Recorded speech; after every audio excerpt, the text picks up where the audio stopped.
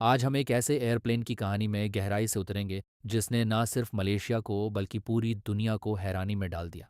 एक ऐसी घटना जो मॉडर्न एविएशन के इतिहास में एक काला धब्बा बन गई, एक पहेली जो आज तक सुलझ नहीं पाई। हम बात कर रहे हैं मलेशिया एयरलाइंस फ़्लाइट MH370 की।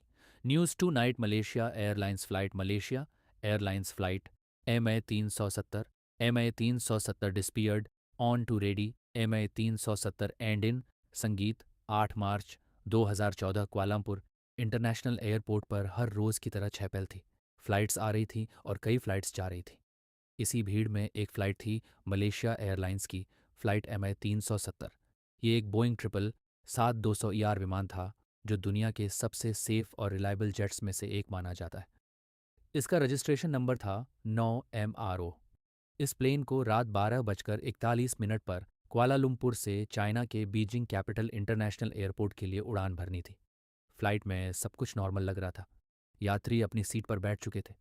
कैबिन क्रू अपनी ड्यूटीज़ कर रहा था। प्लेन में कुल 239 लोग सवार थे, जिनमें 12 क्रू मेंबर्स और 227 यात्री, जिनमें 5 बच्चे भी शामिल थे। यात्री अलग अलग देशों से थे, लेकिन सबसे ज़्यादा चाइना के 153 और मलेशिया के 50 नागरिक थे।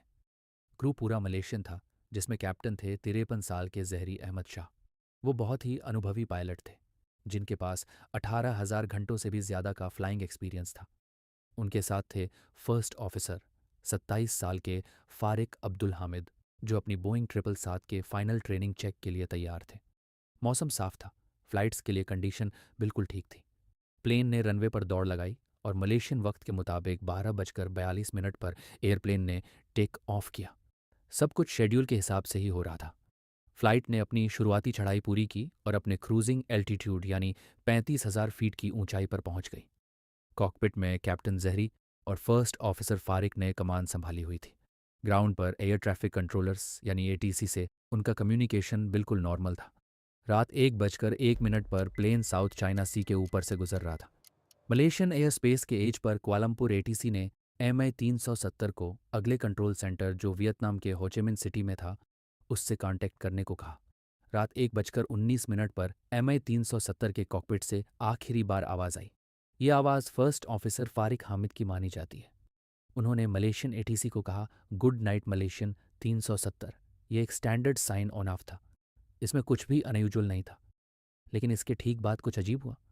रात 1 बजकर 21 मिनट पर जैसे ही प्लेन मलेशियन और वियतनामीज एयर स्पेस के बीच नोसलैंड में एंटर हुआ, वो अचानक गायब हो गया। गायब होने का मतलब है कि प्लेन का ट्रांसपॉन्डर बंद हो गया या काम करना बंद कर गया। ट्रांसपॉन्डर एक डिवाइस होता है जो प्लेन की आइडेंटिटी, एटीट्यूड और स्पीड जैसी कई जानकारियां ग्राउंड रडार को भेजता है। जैसे ही ट्रांसपॉन्डर बंद हुआ तो ATC की स्क्रीन से MS370 की लोकेशन गायब हो गई। पहले तो कंट्रोलर्स को लगा कि शायद कोई टेक्निकल ग्लिच होगा।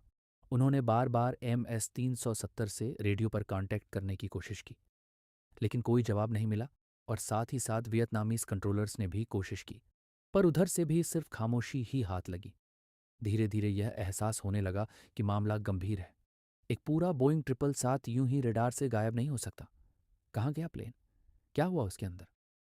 ये सवाल ATC में मौजूद हर एक शख्स के दिमाग में कौंधने लगा। इसी उलझन और शुरुआती खोजबीन में कई घंटे बीत गए।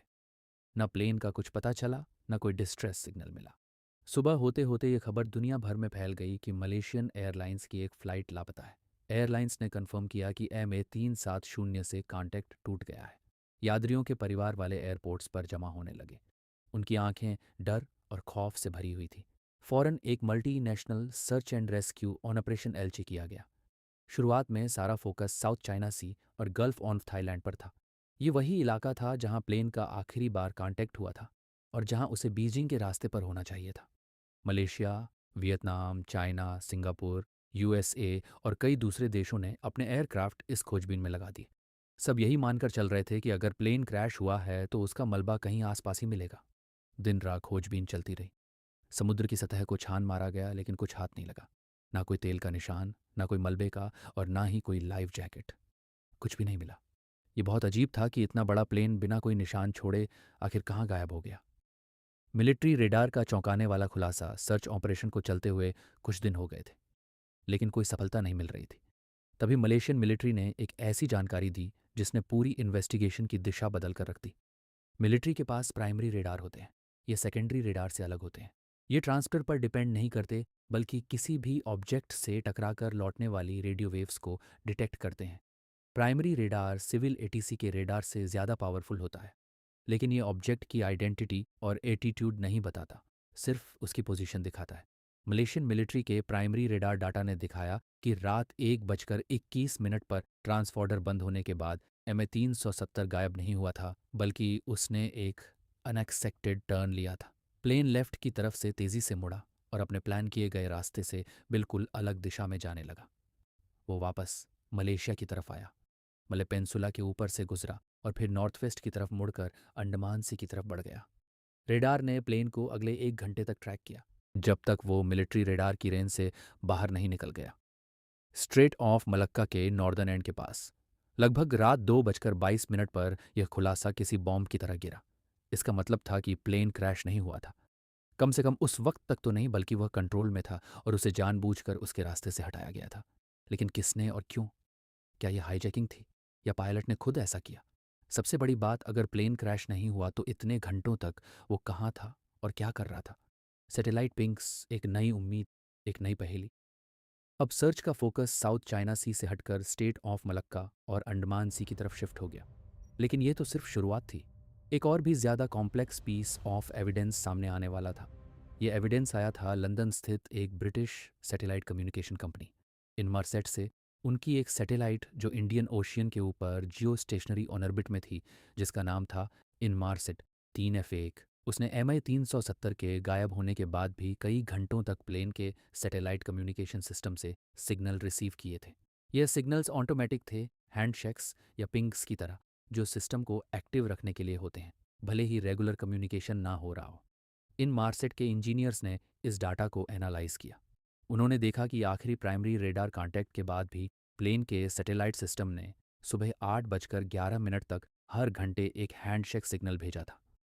इसका मतलब था कि प्लेन कम से कम 7 घंटे और 30 मिनट तक हवा में था। अपने ट्रांसफॉर्डर के बंद होने के बाद भी यह एक बहुत बड़ी खबर थी। लेकिन ये सिग्नल सिर्फ ये बताते थे कि प्लेन एक्टिव था, लेकिन हमें इस बारे में कोई जानकारी नहीं देते थे कि ये प्लेन कहाँ था।